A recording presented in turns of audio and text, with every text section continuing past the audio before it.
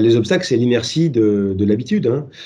Donc de l'habitude du comme avant, hein. C'est-à-dire, en fait, on est dans une économie de marché où le marché a, paraît-il, toujours raison, qu'il faut laisser une concurrence libre et parfaite dans les acteurs, qu'il faut un minimum de réglementation, de régulation pour laisser faire le marché, faire ce qu'il a à faire.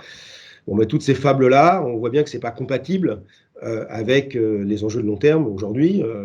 Donc, il faut changer les règles du jeu.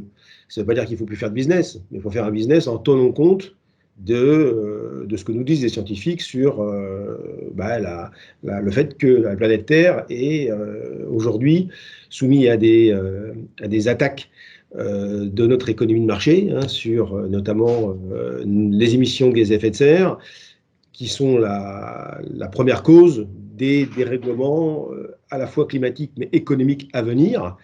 Donc, si on veut continuer de commercer gentiment, il faut changer les règles du commerce.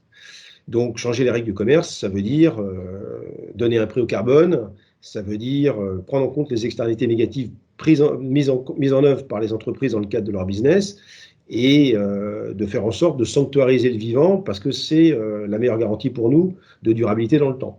Donc, toutes les règles du jeu doivent évoluer en même temps dans tous les pays. Et comme on ne va pas y arriver, parce que ce n'est pas possible d'y arriver d'un coup de baguette magique, il va falloir le faire en faisant démarrer dans les pays des zones de résistance, de résilience et d'innovation sociale avec des nouveaux modèles économiques disruptifs.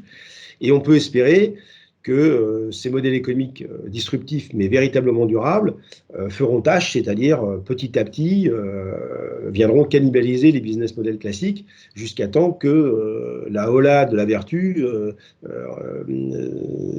arrive à contaminer gentiment et pacifiquement l'ensemble des pays. Alors on n'y est pas, hein. On est au tout démarrage de ça.